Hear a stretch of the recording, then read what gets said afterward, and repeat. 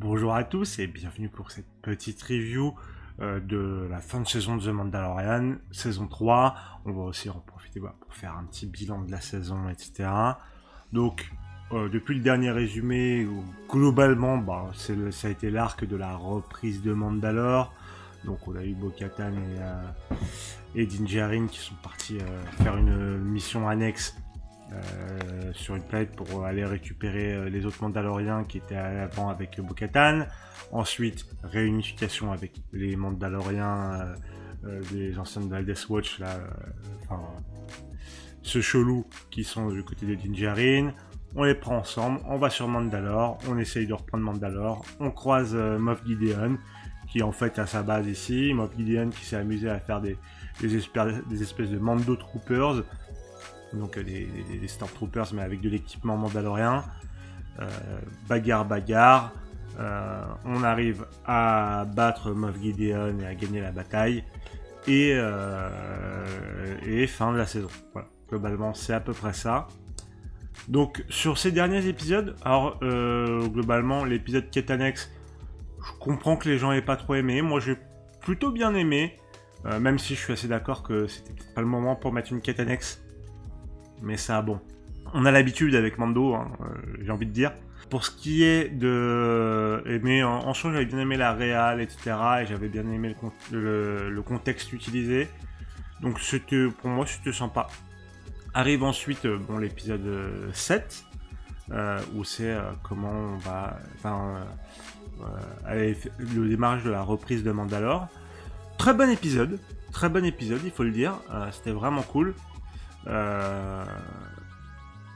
C'était plutôt bien réel, c'était propre, il y avait des enjeux, de la tension, c'est ce qu'on attend. C'est ce qu'on attend, hein, à chaque fois. À chaque fois ça arrive tardivement, mais on l'a, c'est ces épisodes où on arrive à avoir des enjeux dans cette série.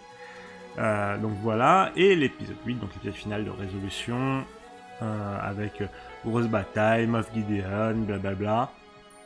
Et plutôt, dans cet épisode j'ai beaucoup aimé la réal des combats, surtout les combats en jetpack avec les Mandaloriens, etc. Ceux-là, vraiment, je les ai trouvés très stylés. Très stylés, vraiment très cool. Si je devais dire un truc sur cet épisode, c'est que je suis assez content qu'il soit pas tombé dans le piège du guest, hein, comme on a pu l'avoir par exemple saison 2 avec Luke Skywalker, etc. Là ça reste vraiment dans sa propre intrigue, ça se limite à ça et c'est très bien, c'est très bien. C'est pas en mode bon, on a fait le petit truc pour introduire les enjeux d'Ahsoka avec Thrawn dans l'épisode 7, voilà, c'est fait, bam. Épisode 8, on se limite à nos intrigues, limite ça pourrait être une fin de la série. Honnêtement, là, ça pourrait s'arrêter, ça serait pas choquant. Ça sera pas le cas, je pense, parce que c'est quand même une des poules aux œufs d'or de Disney+. Quoique moins, apparemment, cette saison 3. Mais, moi, j'ai trouvé ça très cool, que ça s'arrête là, bam. Y a pas de... on fait revenir Luke Skywalker pour faire kiffer, on fait venir Leia, ou on fait venir Han Solo. Là. Non, ça reste là où ça s'arrête. Et pareillement, voilà, c'est pas en mode, maintenant, la suite dans la saison 1 d'Ahsoka. Bon, on se doute bien que les événements d'Ahsoka vont avoir une résonance avec les événements de Mando. Parce que, de toute façon, on a eu le passage avec Moff Gideon, le clonage, etc. dans l'épisode 7. Mais voilà, comment dire, en fait, c'est en mode, voilà, c'est à part, pas de souci. Bon, si on devait faire un point sur la saison au global, je dirais que c'est une saison assez classique de Mando. C'est-à-dire, t'as la moitié des épisodes où tu t'en fous un peu, c'est un peu de la quête annexe, c'est un peu relou, ça pousse pas... Ça pousse pas très loin, enfin voilà. C'est un peu le syndrome The Clone Wars. Enfin, c'était pareil, j'adore la série The Clone Wars.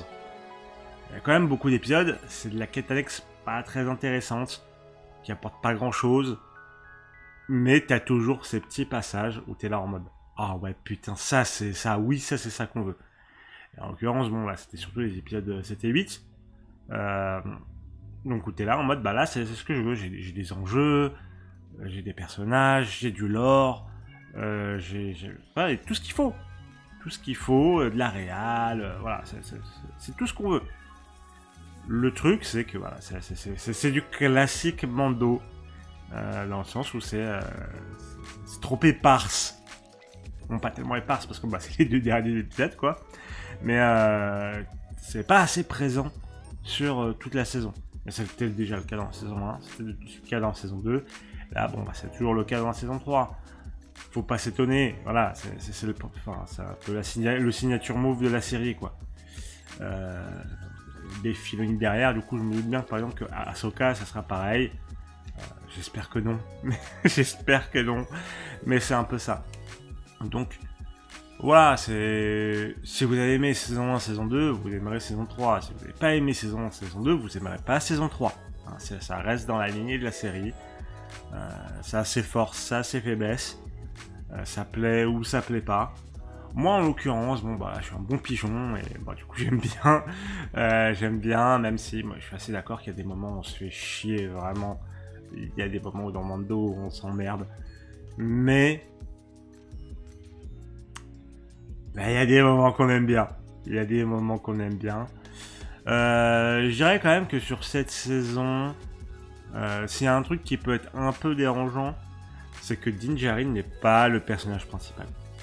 Vraiment, c'est Bo-Katan, le personnage principal de cette saison. Moi, ça me gêne pas, parce que c'est un personnage que j'apprécie, que je connais déjà de The Clone Wars et Rebels, que j'ai un certain attachement. Donc, ça m'a plutôt plu.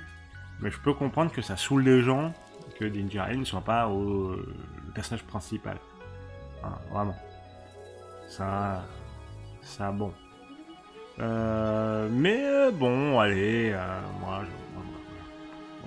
j'aime bien. Même si j'étais un peu déçu de la destruction du sabre noir. Ah, et si, ouais, et en fait, du coup, moi quand j'ai vu la destruction du sabre noir, je me dis, bon, du coup, ils vont faire apparaître le mythosaure pour